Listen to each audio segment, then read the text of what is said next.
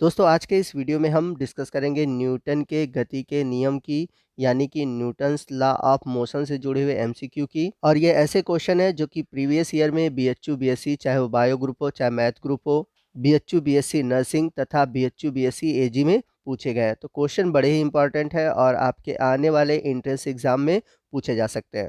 तो आइए आज के वीडियो की शुरुआत करते हैं और चलते हैं सबसे पहले क्वेश्चन की ओर। और हमारा आज का पहला क्वेश्चन है, न्यूटन की गति का तृतीय नियम निम्न में से किसके संरक्षण नियम पर आधारित है। तो दोस्तों याद रखिएगा कि न्यूटन की गति का जो तृतीय नियम है वह संवेग संरक्षण के नियम पर आधारित है। तो आपका राइट ऑप्शन है ऑप्शन डी। आइए चलते हैं अगले क्वेश्चन की ओर। अगला क्वेश्चन है, न्यूटन की गति का द्वितीय नियम मापन करता है। Newton second law gives the measure of. तो इस क्वेश्चन का राइट ऑप्शन है ऑप्शन बी, बल यानी कि फोर्स को मेजर करता है। आप सभी को पता होगा कि जो न्यूटन का सेकंड लॉ है उसमें जो बल है वह संवेग में परिवर्तन की दर के बराबर होता है। यानी कि इस फार्मूले के द्वारा हम बल का मापन कर सकते हैं और यह हमें प्राप्त होता है F equal to m a, यानी कि बल बराबर द्रव्यमान गुणे त्वरण। तो इस प्रकार से न्यूटन का जो सेकंड लॉ है वह बल का मापन कराता है। चलते हैं अगले क्वेश्चन की ओर। अगला क्वेश्चन है, न्यूटन का गति का प्रथम नियम निम्न को व्यक्त करता है। Newton's first law of motion describe the following. तो दोस्तों न्यूटन का जो प्रथम नियम है यह हमें जड़त्व के बारे में व्यक्त करता है। तो यहाँ पर आपका राइट ऑप्शन है ऑप्शन सी। तो दोस्तों हमारा जो जड़त्व होता है यानी कि जो इनर्शिया होता है वह गति का प्रथम नियम ही है। चलते हैं अगले क्वेश्चन की ओर। अगला क्वेश्चन कह रहा है कि जल में तैरना संभव होने का कारण है। आपके ऑप्शन दिए हुए हैं, पहला ऑप्शन है गति का प्रथम नियम, दूसरा दिया हुआ है गति का द्वितीय नियम, तीसरा है गति का तृतीय नियम और लास्ट है न्यूटन का गुरुत्वाकर्षण नियम। तो इस क्वेश्चन का राइट ऑप्शन होगा option third, third law of motion यानी कि गति का तीसरा नियम। तो इसका रीज़न क्या है जल में तैरने का, ठीक है हम समझते हैं। तो जब भी कोई तैराक जल में तैरता है तो वह अपने हाथों से पानी को पीछे की ओर ढकेलता है और बदले में पानी उस पर प्रतिक्रिया बल लगाता है जिसके कारण तैराक आगे की ओर बढ़ता है। अगला क्वेश्चन है, क्रिया बल व प्रतिक्रिया बल कार्य करते हैं। तो दोस्तों यहाँ पर क्वेश्चन में पूछा गया कि जो क्रिया बल है और जो प्रतिक्रिया बल है वो किस पे कार्य करता है। एक ही वस्तु पर करता है, विभिन्न वस्तुओं पर करता है, क्षैतिज धरातल पर करता है या फिर कुछ कहा नहीं जा सकता। तो इसका राइट ऑप्शन है ऑप्शन बी, विभिन्न वस्तुओं पर। आइए चलते हैं अगले क्वेश्चन की ओर। अगला क्वेश्चन है, एक विमी गति करती हुई किसी वस्तु का रेखी संवेग समय t पर समीकरण p बराबर a plus b t square के अनुसार निर्भर करता है। तो जहाँ a तथा b धनात्मक नियतांक है वस्तु पर लगने वाला कुल बल होगा। तो दोस्तों यहाँ पर दिया क्या हुआ है, यहाँ पर बोला हुआ है कि कोई वस्तु है और उसका जो संवेग है इसके अनुसार चेंज हो रहा है। तो आपको बताना है कि इस पर फोर्स कितना होगा। तो दोस्तों मैंने आपको सेकंड लॉ बताया था, F बराबर होता है वह संवेग परिवर्तन की दर के बराबर होता है यानी कि dp अपॉन dt होता है। तो दोस्तों यहाँ पर हम संवेग का t के सापेक्ष अवकलन करेंगे तो हमारा फोर्स निकल के आ जाएगा। तो यहाँ पर बल निकालेंगे और अवकलन करेंगे तो a का आ जाएगा 0 और प्लस 2bt स्क्वायर का आ जाएगा 2bt। तो यहाँ पर हम देख सकते हैं कि जो फोर्स है वो समानुपाती है t के। तो इस क्वेश्चन का जो राइट आंसर होगा वो होगा ऑप्शन सी। तो आइए चलते हैं अगले क्वेश्चन की ओर। अगला क्वेश्चन है, एक व्यक्ति एक स्प्रिंग के प्लेटफॉर्म पर खड़ा है। स्प्रिंग तुला का पाठ्यांक 60 केजी भार है। यदि व्यक्ति प्लेटफॉर्म के बाहर की ओर कूदता है तब तुला का पाठ्यांक क्या होगा। यानी कि दोस्तों क्वेश्चन में पूछा हुआ है कि कोई एक व्यक्ति है जिसका वेट है 60 केजी, ठीक है। तो अगर वो तुला पे बैठा हुआ है, ठीक है, यानी कि एक स्प्रिंग की तुला पर है और वहाँ से वह कूदता है, तो कूदता है तो तुला पर पाठ्यांक क्या होगा, घटेगा, बढ़ेगा, वही रहेगा या फिर पहले बढ़ेगा फिर शून्य हो जाएगा। तो आपका राइट ऑप्शन ऑप्शन ए है। कैसे होगा मैं समझा देता हूँ कि सपोज यदि आप किसी भी स्प्रिंग तुला पर खड़े हैं और जब आप उस स्प्रिंग तुला से कूदने की कोशिश करेंगे तो क्या करेंगे, पहले उस तुला पर एक दबाव लगाएंगे तभी ऊपर कूद कर नीचे की ओर आएंगे, ठीक है। तो उस समय क्या होगा कि उस स्प्रिंग तुला पर प्रेशर पड़ेगा जिसके कारण आपका वेट उस समय बढ़ेगा और जब वहाँ से आप कूद जाएंगे तो स्प्रिंग तुला क्या हो जाएगी, शून्य हो जाएगी। तो इस वजह से हमारा जो राइट आंसर है वो है ऑप्शन ए, पहले बढ़ेगा और फिर शून्य हो जाएगा। चलते हैं अगले क्वेश्चन की ओर। अगला क्वेश्चन है, बीकर में भरे द्रव में एक पिंड तैर रहा है। यदि इस पूरे निकाय को चित्र अनुसार स्वतंत्र पूर्वक गुरुत्व के अंतर्गत गिराया जाए तो द्रव के द्वारा पिंड पर लगाया गया उत्प्लावन बल होगा। बहुत ही अच्छा क्वेश्चन है।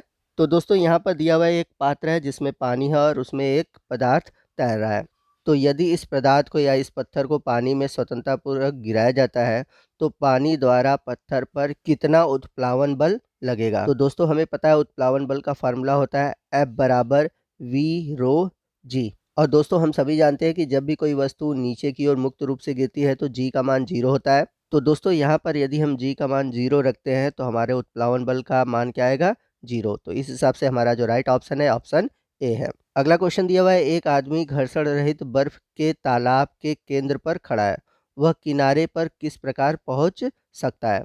तो इस क्वेश्चन को हम इस प्रकार से समझ सकते हैं कि यह कोई तालाब है और यहाँ पर बीच में एक बर्फ का टुकड़ा है जिस पर कोई व्यक्ति खड़ा है और वह व्यक्ति किनारे पर आना चाहता है। तो वह किस प्रकार से आ सकता है, अपनी शर्ट को ऊर्ध्वाधर ऊपर की ओर फेंक कर, या फिर क्षैतिज दिशा में थूकने पर, या फिर वह बर्फ के पिघलने का इंतजार करेगा, या फिर किनारे पर पहुंचने में असमर्थ होगा। तो दोस्तों इस क्वेश्चन का राइट ऑप्शन है ऑप्शन बी, क्षैतिज दिशा में थूकने पर। यदि वह अपने शर्ट को ऊर्ध्वाधर ऊपर की ओर फेंकता है तो जो प्रतिक्रिया बल है बर्फ पर नीचे की ओर लगेगा, यानी कि वह पानी के नीचे जाने की कोशिश करेगा, न कि किनारे पर। और यदि वह क्षैतिज दिशा में थूकता है तो जितने फोर्स से वह थूकता है उतने ही फोर्स से वह पीछे की ओर जाएगा और इस प्रकार वह व्यक्ति बर्फ के द्वारा किनारे पर पहुंच जाएगा। तो हमारा राइट ऑप्शन है ऑप्शन बी, क्षैतिज दिशा में थूकने पर।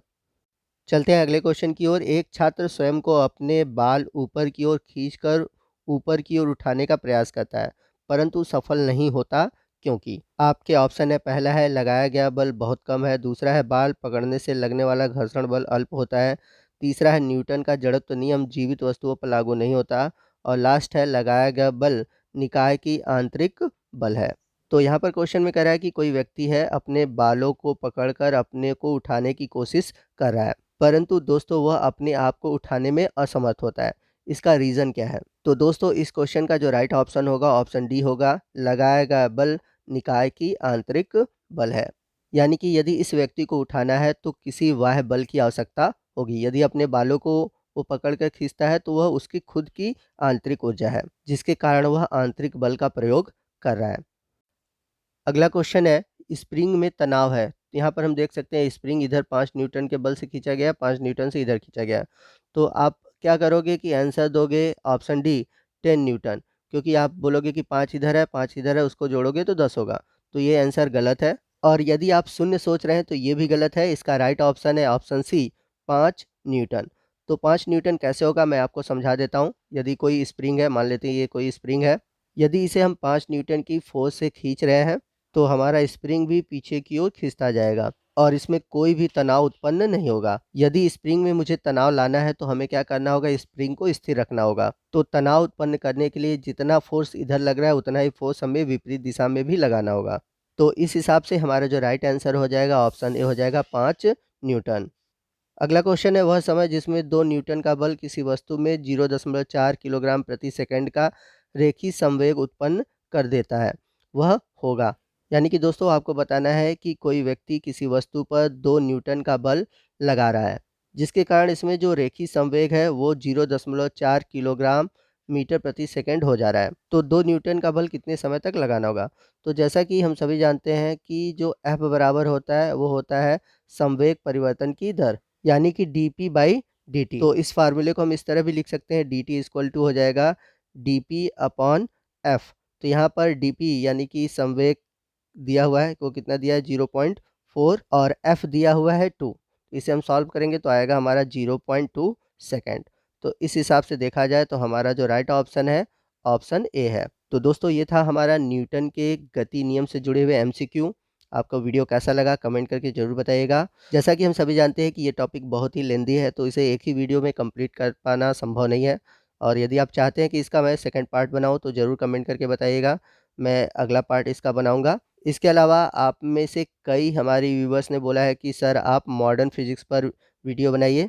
तो आने वाले दिनों में मैं मॉडर्न फिजिक्स और फिजिक्स केमिस्ट्री और बायो से जुड़े हुए लगभग 200 क्वेश्चन की एक सीरीज़ बनाऊंगा ताकि आपके आने वाले एग्ज़ाम की तैयारी आसानी से चल सके।